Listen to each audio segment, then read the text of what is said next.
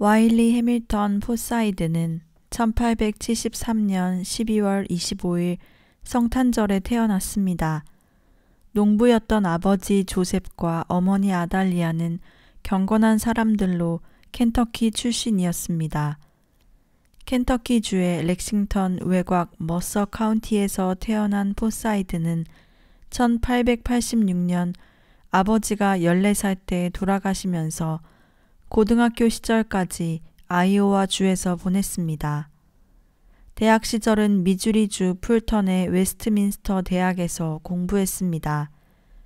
이때 그의 사역을 뒷받침했던 후견인들을 만났고 이들과 기도 제목을 함께 나누며 해외 선교를 자원하기 위해 의사가 될 것을 결심하게 되었습니다.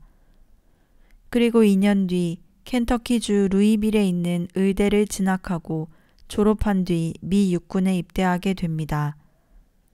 포사이드는 군의관으로 쿠바에서 군 생활을 했습니다. 그는 군 생활을 하면서 교회를 통해 이루어 나가시는 하나님의 능력을 경험하며 선교에 관심을 가지게 되었습니다. 군 생활을 마치고 뉴욕 여성병원에서 인턴 포지션을 얻을 때였습니다. 이곳에서 크리스천으로서의 봉사와 섬김에 대한 소명을 받았습니다. 그러던 중 1903년 군산지부의 선교사로 포사이드가 추천되었습니다. 31살의 포사이드는 1904년 1월 22일 맥스웰 스트리트 장로교회에서 장로 장립을 받고 5월 8일 이 교회로부터 선교사 파송을 받았습니다. 1904년 7월 남장로교 해외 선교부에서 조선 선교사로 임명된 포사이드는 놀란 토머스 데니얼 선교사와 함께 조선을 향해 떠났습니다. 포사이드는 고베에서 기항하는 오하이오 기선을 이용하여 부산을 거쳐 9월 29일 미국을 떠나온 지 한 달 보름 만에 제물포에 도착하였습니다. 포사이드는 선교부의 선배인 레이놀즈의 저택에 머물며 선배들의 조선 정착에 관련된 이야기로 오리엔테이션을 받았습니다. 10월 10일 포사이드는 전주로 배속되어 안식년 휴가를 떠난 매티 잉골드 선교사의 자리를 이어받게 되었습니다. 그가 전주 선교부의 마로덕과 논란과 함께 전주에 도착했을 때 가장 반겼던 사람은 매티 테이트의 전도 부인이었던 이씨 부인이었습니다. 이씨 부인은 잉골드 선교사가 안식년 휴가를 떠난 이후 전주에서 일할 의사 한 분을 보내주시라고 하나님께 기도하였는데 3분씩이나 보내주셨다며 기뻐하였습니다. 갓 전주에 도착한 포사이드는 오전에는 한글을 배우고 오후에는 전주 진료소에서 진료를 했습니다. 전주 진료소는 늘 많은 환자들로 북새통을 이루었습니다. 그는 쉬는 법을 몰랐고 5달 동안 1000여 명의 환자를 돌보며 바쁘게 지냈습니다. 그러던 어느 날 갑자기 진료소의 북문 안에 사는 이진사가 헐레벌떡 숨이 가득한 채로 포사이드를 찾아왔습니다. 만경강에 사는 동생이 괴한들의 습격을 받아 다쳐 위급하다며 치료를 부탁하는 것이었습니다. 이진사는 군산과 부여, 공주와 전주를 아우르는 소금 하여권으로 큰 돈을 번 사람이었으며 이진사의 부인은 최근 교회 내에서 몇 명 안 되는 양반 가문의 기독교 신자였습니다. 이진사와 그 가족들은 교회에 출석할 때 가마를 타고 남의 눈치도 보지 않고 대로를 통해 교회당으로 들어선 탓에 장안의 화제거리였습니다. 이런 이진사의 간절한 요청을 마다할 수 없었던 포사이드는 조랑말에 장비를 챙겨 서둘러 길을 나섰습니다. 군산과의 관할 지역도 따지지 않았고 기독교인인지 여부도 묻지 않았습니다. 포사이드가 도착하자 이진사의 동생 이경호가 괴한들로부터 심하게 두들겨 맞아 몸져 누워 있었습니다. 다급한 마음에 포사이드는 이진사에게 필요한 긴급한 처방으로 약을 먹이고 지혈을 도왔습니다.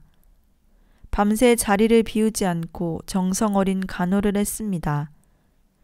이튿날은 1.6km 떨어진 곳에 전킨 선교사가 세운 송지동 교회를 찾아 주일 예배를 드렸습니다. 주일 예배를 마치고 영적 교제를 나눈 그는 어두움이 닥칠 무렵 환자의 병세를 살펴야 했기에 이진사 집에서 잠을 청했습니다.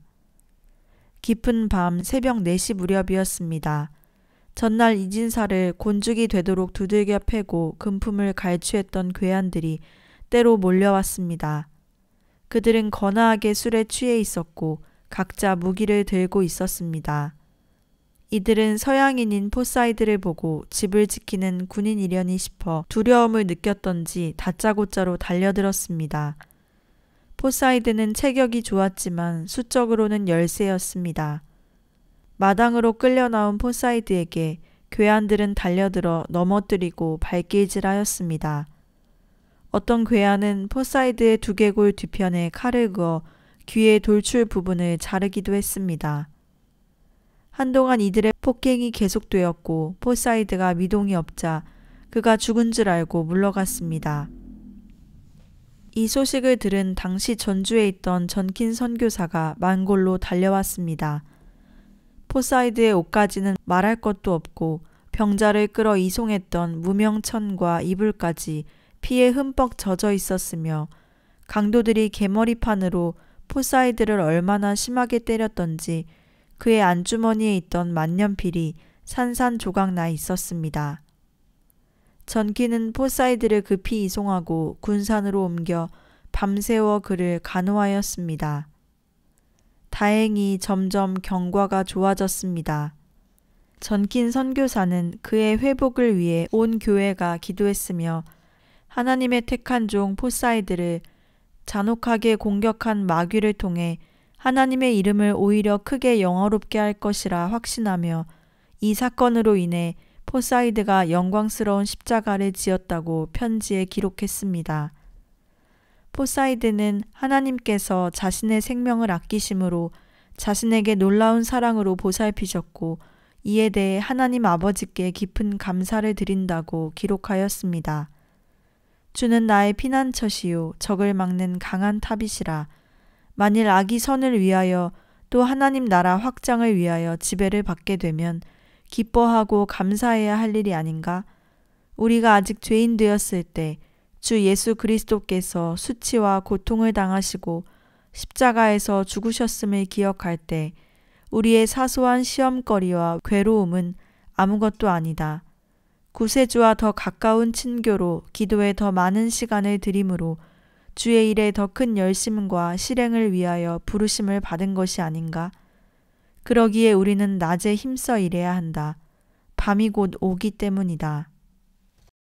포사이드가 병의 치료를 마치고 돌아온 8월 이후 만골 사건의 주범을 붙잡아 범인의 신병에 관해 피해자인 포사이드의 의견을 구했습니다. 그때 포사이드는 내가 죽지 않았으니 그 사람들도 묻지 말고 죽이지 말라는 의견을 보냈습니다. 포사이드의 이러한 행동은 관찰사뿐 아니라 관내의 모든 관리들과 백성들이 듣고 크게 감동을 받았습니다. 포사이드가 실천한 그리스도의 사랑은 풍성한 열매를 맺었습니다. 강도들의 가족들은 군산 선교병원을 통해 그리스도를 영접하였습니다. 또한 전주로 돌아온 포사이드는 이듬해 그 끔찍한 경험을 했던 이진사 댁을 방문하였고 그의 도움을 받았던 이진사의 동생 이경호의 서자인 이보안이 그리스도를 영접하고 기독교로 개종시키게 되었습니다. 이진호는 그날 자신의 집에서 일어난 폭행 사건을 빠짐없이 목격하였고 그가 자신의 아버지를 정성스럽게 간호하는 모습과 범인들을 용서하는 모습에서 말로 형용키 어려운 감동을 받았습니다. 서모가 아들을 낳지 못하자 씨바지를 통해 자신을 얻었지만 서모에게는 언제나 구박덩이 신세로 자란 이보한이었습니다. 아들로서 인정받지 못하는 서러움이 가득했던 그에게 기독교의 복음은 참다운 자유를 선물했습니다. 그리고 포사이드를 닮고 싶은 간절한 열망에 사로잡혔습니다. 이 은혜는 그를 박대했던 서모에게도 전해졌습니다.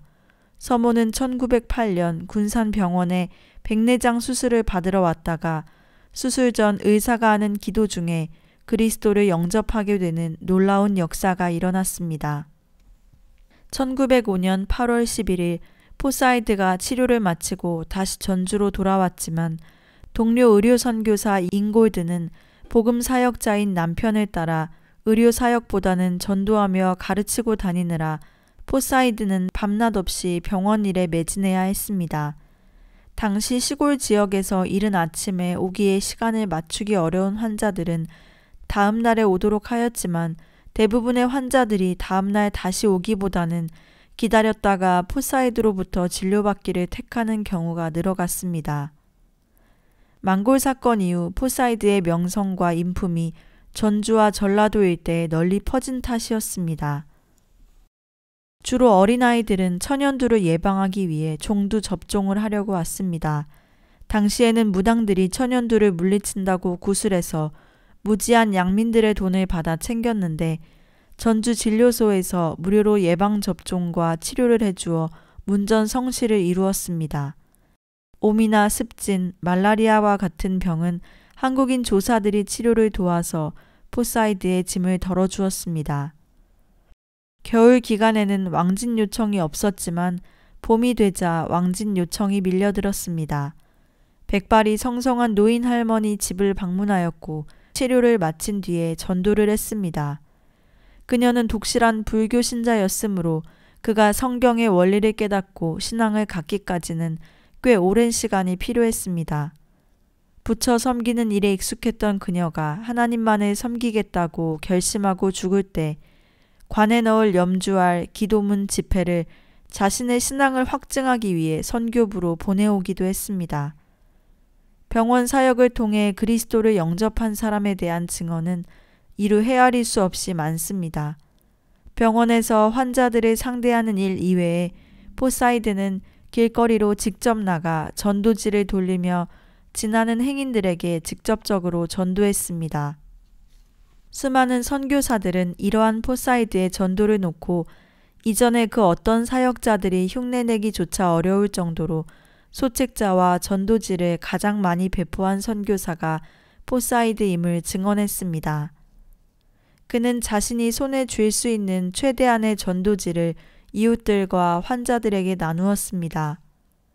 의사였지만 포사이드의 전도는 전주 지역 교회의 발전과 선교부의 결실을 보고하는 가장 우선적인 롤 모델이었습니다. 병원에서 일하다 틈만 나면 시장으로 나가 전도하고 성경도 팔았습니다. 많은 사람들이 시장 바닥에서 복음의 소리를 들었습니다. 심지어 포사이드로부터 전도를 받은 일본 군인들이 교회로 오기도 했습니다. 1905년 봄, 온몸이 더러운 몰골의 남자가 포사이드에게 진료받은 일이 있었습니다. 포사이드는 냄새나는 그 사람의 옷차림새를 마다하지 않고 성심성의껏 진료하였습니다. 그런데 놀라운 것은 그 환자의 형제라는 이가 주일에 교회를 찾아왔습니다. 형제라는 사람은 동생의 치료를 성심껏 해준 포사이드에게 감사도 표할 겸 200파운드에 해당하는 동전을 감사 헌금으로 교회에 바쳤습니다. 교회는 이 막대한 동전을 옮기기 위해 사람을 고용해야 할 정도였습니다. 그리고 이 가족의 또 다른 식구가 40년 가까이 불교를 믿고 절에 시주를 하던 사람이었는데 스스로 감사 헌금을 가지고 교회를 찾아왔습니다. 회중 앞에서 자신이 우상을 버리고 주님께 돌아왔음을 선언하고 교회의 일원이 되었습니다. 이는 포사이드가 사람을 차별하지 않고 베푼 긍휼의 결과였습니다. 그만큼 포사이드에게는 선천적일 정도로 남을 불쌍히 여기는 긍휼함이 가득하였습니다. 1905년 6월 세브란스로 올라간 포사이드는 에비슨 박사와 헌트로부터 왼쪽 귀와 유양돌기 뼈 부분에 대한 수술을 받을 수 있었습니다.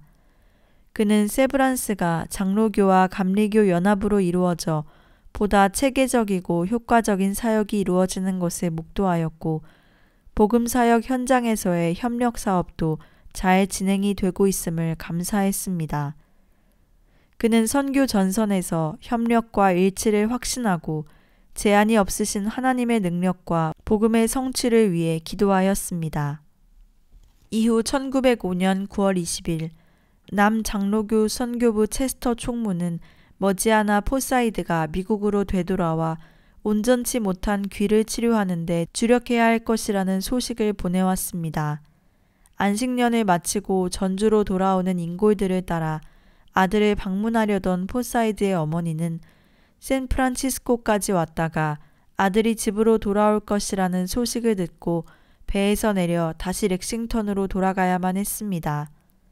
세브란스에서 수술을 받았던 포사이드는 그 뒤 일시적으로 차도를 보여 전주로 돌아왔지만 11월 다시 쓰러져 세브란스 신세를 져야 했습니다. 1906년 3월 어느 봄날 전킨 선교사가 시내를 나갔다가 장터에 쓰러진 아이를 안고 왔습니다. 며칠간을 먹지 못해 굶주렸던 아이가 비 오는 날 지치고 병든 기색으로 흙바닥 위에 거적대기를 깔고 누워 있었습니다. 길을 가던 행인 그 누구도 소년에게 눈길을 주는 사람이 없었습니다. 심지어는 누워 신음하는 아이의 가냘픈 몸 위로 한 걸음에 뛰어 넘어가는 이들도 있었습니다. 전키는 말에서 내려 진흙탕 속에 누워있던 아이를 안아 말에 태웠습니다. 진료소로 데려온 아이는 포사이드의 정성어린 치료 덕분에 기적같이 살아날 수 있었습니다. 그리스도를 믿는 포사이드나 전킨 입장에서는 이렇게 아이들을 길거리에 방치하는 일은 하나님이 없는 불신자들의 무심함과 소망 없이 사는 사람들이나 할 짓이었습니다.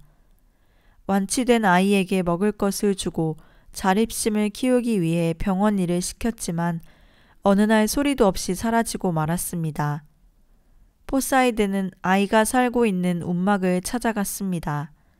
그곳에는 7명의 다른 아이들이 구걸해온 음식을 나누고 있었는데 상하고 썩은 냄새가 진동했습니다. 그는 아이들 7명을 병원으로 데려왔고 전킨과 상의하여 이들에게 입힐 옷과 숙소를 마련하여 주었습니다. 이것이 호남 지역 최초의 고아원이었습니다. 포사이드는 영원히 멸망할 수밖에 없는 사람들에게 예수 그리스도의 복된 소식을 전하는 사역을 할 수 있음에 하나님께 감사드렸고 이러한 사역을 하나님 나라를 위해 사용해 주시길 기도했습니다. 1906년 한 해는 가장 풍성한 가시적인 결과가 있었습니다. 시골은 예전과는 다르게 복음의 문을 열었습니다. 사람들이 대량으로 교회에 나왔고 15,000권 이상의 신약성서, 복음서, 그리고 쪽복음이 사람들의 손에 전해졌습니다. 교인들은 교회에 많은 헌금을 냈고 34개처의 새로운 교회당이 신축되었습니다. 한국 여성들은 이름조차 없이 살아갔지만 구세주께서 이들을 구원하시기 위하여 오셔서 죽으셨다는 좋은 소식을 즐겁게 받아들였습니다. 1906년 4월 경무에 시달리던 포사이드로 하여금 미국으로 돌아가 휴식을 취하라는 선교 본부의 지시가 떨어졌습니다. 5월 중순 고베를 떠나 5월 31일 호놀룰루를 거쳐 6월 7일 샌프란시스코에 도착하는 배편으로 목포 지부에서 일했던 스트래퍼 양이 동행했습니다. 그녀 역시 목포와 광주에서 인상적인 사역을 외롭게 감당해왔고 목포의 정명여학교를 설립하는 등 초기 목포 사역의 주역으로 큰 일을 감당했습니다. 이들은 샌프란시스코 항만에서 검역관으로 일하면서 조선인을 상대로 이민자 사역을 하던 드루 선교사와 반갑게 회우했습니다.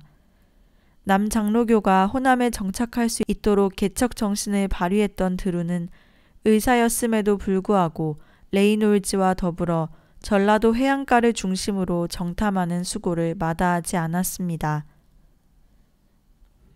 포사이드는 전주에서 병들고 지친 몸을 추스르는 한편 하루라도 빨리 전주로 돌아가야겠다는 일념으로 바쁘게 살았습니다. 8월 말부터 9월까지 미주리주, 버지니아주, 웨스트 버지니아주, 테네시주 등을 돌며 각 교회들을 방문하여 조선의 열악한 선교 환경을 위해 도움을 요청하였습니다. 1907년 연례 미팅에서 전킨 선교사는 미국에 체류 중인 포사이드 박사로부터 전주의 대학 설립 기금으로 만불이 모금되었다는 소식을 알리는 발표를 하였습니다. 이 기금은 미국 남부에서 목화 사업으로 성공한 섬유 재벌 그레암이 포사이드에게 감동을 받고 기부한 돈입니다. 전킨이 포사이드와 함께 사역하면서 전주의 인재를 육성할 꿈을 이야기하던 중 대학에 대한 비전을 나누었고 포사이드를 연결고리로 해서 그레암은 전라도 선교에 막대한 지원을 하였습니다. 포사이드는 하루빨리 전주로 돌아가고 싶었지만 건강이 발목을 잡았습니다. 선교부에서는 어머니와 함께 고향에 머물며 건강이 회복될 때까지 지내라고 강권하였습니다. 그렇다고 포사이드가 집에만 틀어박혀 있을 사람이 아니었습니다. 그는 학생자원운동본부 SVM의 순회 동원 사역자가 되어 많은 사람들을 선교로 동원했고 특별히 조선을 위한 부르심에 응답하여 광주로 자원하도록 만들었습니다. 그는 한국으로 돌아가기 직전까지 SVM에 관심을 가진 학생들을 끌어모으기 위하여 지속적으로 대학들을 방문하여 1000명의 선교사와 100만 달러 그리고 큰 부흥이 일어나도록 도전하며 선교 동원에 힘썼습니다. 그는 캔사스시티, 모교인 웨스트민스터 대학, 텍사스 대학 등에서 활동하였으며 그가 방문하였던 모든 곳에서 학생들 사이에 깊은 관심을 불러일으켜 많은 학생들이 선교사 자원 카드에 서명하는 일로 이어졌습니다. 이때 윌슨과 쉐핑 선교사 등이 자원했고 풀턴에서만 26명의 선교사 지원자를 얻었습니다. 서서평 선교사는 당시 포사이드와의 만남을 이렇게 기록하고 있습니다. 그분은 조선의 병원에 경력을 가진 간호사들이 필요하다고 했어요. 그분의 말씀이 제 심장에 즉각적으로 꽂혔고 저의 짧은 경력이나마 하나님의 나라와 지평을 넓히는 일에 유용하게 쓰임받을 수 있다는 생각에 얼마나 행복했는지 몰라요. 또 다른 한 사람과 함께 저는 이 사역에 즐거움으로 자원했답니다. 주님은 조선이라는 나라와 백성들을 위해 저를 필요로 하셨습니다. 하나님의 사역을 위한 도구로 쓰임받고자 하는 서서평에게 하나님은 포사이드 선교사를 통해 한국으로 부르시는 주님의 음성을 듣게 하셨습니다. 메리 다스는 텍사스 대학에서 열린 모임에서 포사이드로부터 도전을 받아 학교 선생 일을 그만두고 조선으로 왔습니다. 그녀를 따라 광주로 온 사무엘 다스는 도대선이라는 한국 이름으로 화순과 고창, 순창과 장성 지역을 돌며 사역하였습니다. 포사이드를 만난 사람들은 그가 끼친 가마력이나 사역 보고를 통해서 받는 은혜가 너무나 커서 그를 돕지 않고는 견딜 수 없었습니다. 포사이드는 한국에서 2년 10개월 동안 필요했던 육체를 재충전하고 전주에서의 사역 경험을 토대로 수많은 선교 협력자들에게 도전하고 본인도 영적으로 기름 부음을 받는 유익한 시간을 가졌습니다. 그리고 1909년 3월 다시 한국으로 귀국하였습니다. 두 번째로 시작된 한국에서의 사역은 더욱 눈부셨습니다. 제중원 현 광주기독병원을 주 무대로 광주와 목포 등 전남 일대를 누비며 수많은 환자를 돌보았습니다. 그는 단순히 육체의 질병만 다스리는 의사가 아니었습니다. 자신이 만난 모든 이들에게 예수 그리스도의 마음을 전했습니다. 1909년 4월 3일 토요일 이른 아침이었습니다. 목포의 새벽 공기를 뚫고 포사이드를 깨우는 전갈이 들렸습니다. 불길한 예감에 전보를 펼쳐든 포사이드의 손이 떨렸습니다. 내용인즉 오웬 선교사께서 급성 폐렴으로 고통스러우니 광주로 와서 치료를 도와달라는 것이었습니다. 순간 포사이드는 문을 박차고 나가 검정 조랑말에 올랐습니다. 한시도 지체할 수 없는 처지였습니다. 포사이드가 서둘러 떠나던 목포와 광주 간의 거리는 110km인데 당시에는 두 도시를 직접 연결하는 길이 신통치 않았습니다. 조랑말을 타고 험한 길을 가던 중 광주 길목 40리 밖에서 길가에 쓰러져 있는 한 여인을 발견하게 되었습니다. 신음소리를 지르며 자신을 살려달라고 애원하는 그녀는 4월의 쌀쌀한 일기에도 자신의 몸 하나 변변히 가늠하기 어려워 보였습니다. 포사이드는 가던 길을 멈추고 그 여인을 살펴보았습니다. 손과 발은 짓물렀고 퉁퉁 부어 있었으며 온통 상처투성이었고 걸친 누더기 옷은 피고름으로 얼룩져 있었습니다. 나병 환자였습니다. 그는 지체하지 않고 말에서 내려 진흙길에 누워 도움을 청하는 그 여인을 번쩍 안았습니다. 그리고 자신이 입고 있던 외투를 벗어 그녀에게 입혔습니다. 죽음 직전에서 그를 기다리고 있을 동료 선교사 오웬을 구하기 위해서는 여인을 모른 채 하고 돌아서야 했지만 그럴 수 없었습니다. 파르르 떨리는 손짓으로 자신에게 매달리던 그 여인의 눈빛에서 이 여인에게 한 것이 바로 내게 한 것이라는 주님의 음성을 들었기 때문입니다. 한편 광주 선교부는 초상집이었습니다. 유진벨은 신학교 강의 때문에 평양에 머무르고 있었고 포사이드를 그토록 기다리던 오웬은 4월 3일 토요일 저녁 숨을 거두었습니다. 포사이드는 만삭의 몸으로 넷째 아이의 출산을 앞두고 있는 오웬의 부인에게 조의를 표하면서 마음은 더욱 미어졌습니다. 포사이드는 문둥병자 여인을 진료소에 입원시켰습니다. 오웬의 침구는 이 여인에게 주어졌습니다. 이 여인은 이제 죽더라도 구원받은 것을 믿고 흰옷을 입고 주님을 찬송하는 행복한 무리 중에 하나가 됨을 알고 있었습니다. 그녀는 줄곧 만약 내 동족이라면 여러분처럼 나를 이렇게 대해주지 않았을 것입니다. 라며 행복해했습니다. 포사이드의 말에 얹혀온 뭉둥이 여인의 이야기는 오웬의 장례식 못지않게 광주 사회에 큰 화제가 되었습니다. 또한 포사이드 선교사를 데리러 갔다가 문둥이 여인을 안고 말을 태우는 광경을 보았던 최흥종은 이 일로 큰 변화가 일었습니다. 광주 선교부는 포사이드의 선행 이후 오웬의 죽음과 맞물려 약하고 버려진 자들을 도우려는 적극적인 마음이 생겼습니다. 특히 교회 개척만이 하나님의 사역이라고 믿었던 선교사들에게 가난하고 소외된 한국 민중을 돌보는 일이야말로 하나님의 거룩을 몸으로 실천하는 최고의 선교라는 의식이 이때부터 싹 텄습니다. 또한 믿지 않는 사람들마저 교회와 선교사들을 인정하기 시작하여 전도의 문이 열렸습니다. 이 땅의 문둥병자처럼 스스로 자신을 천하게 여겨온 사람들은 선교사들이야말로 천하디천한 자신들을 사람으로 여겨준다고 믿게 되었습니다. 1910년 겨울 포사이드는 프레스턴과 함께 제주도를 방문합니다. 의료 선교사의 첫 제주 방문이었습니다. 포사이드는 마가복음서 3,000권을 들고 와서 일주일간 체류하는 동안 복음서를 나누어 주고 전도에 힘썼습니다. 또한 112 진료소를 열고 1000여 명의 환자를 돌보며 치료하였습니다. 포사이드는 연중 내내 적극적인 복음 전도 활동으로 바빴지만 특히 여름과 가을에 더욱 그랬습니다.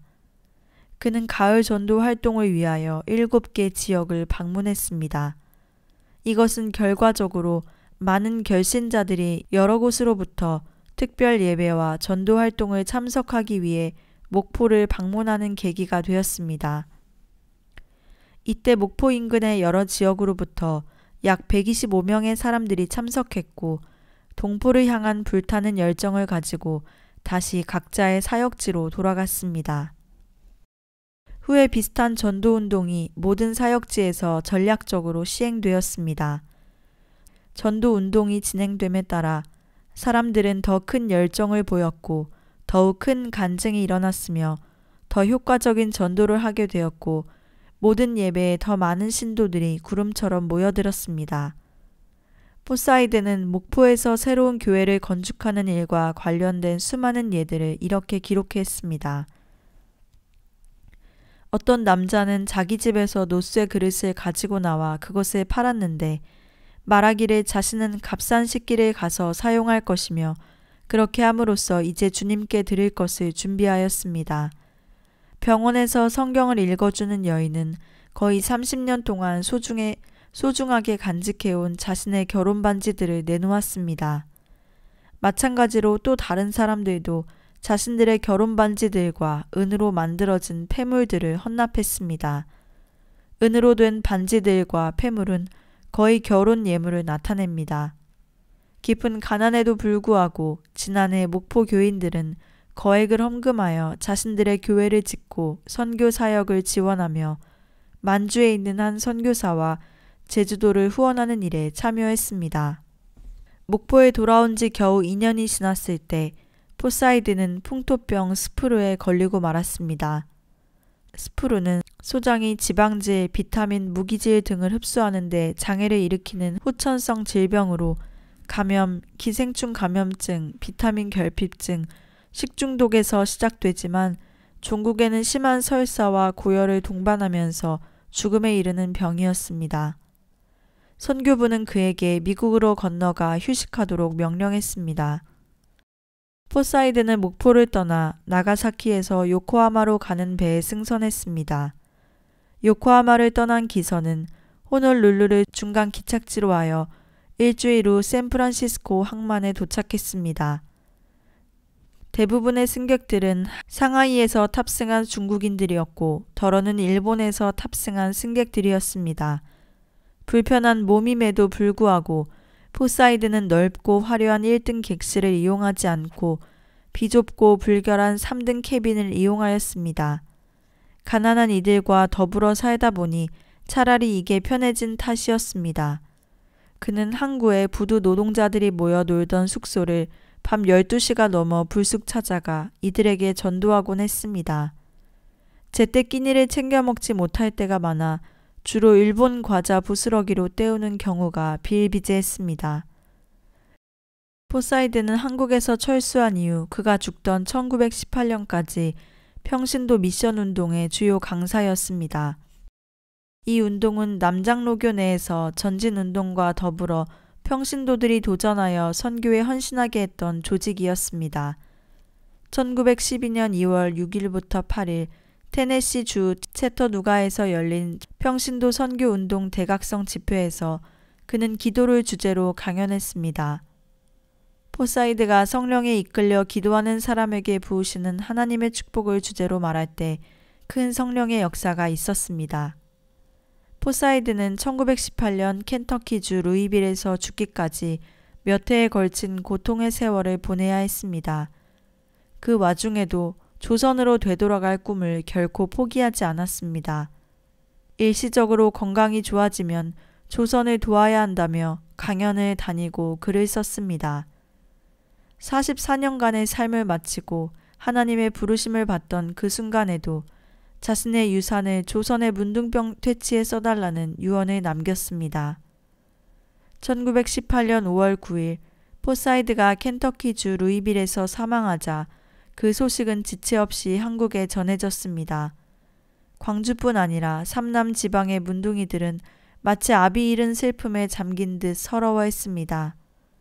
그를 기억하는 한국인들은 우리 중에 다시 오신 예수님이라고까지 말할 정도로 사람들은 그의 모습에서 예수 그리스도를 발견했고 그렇게 불렀습니다. 조선에 왔던 선한 사마리아인 포사이드 선교사, 그의 삶은 한국인들의 가슴에 사랑으로 각인될 것입니다.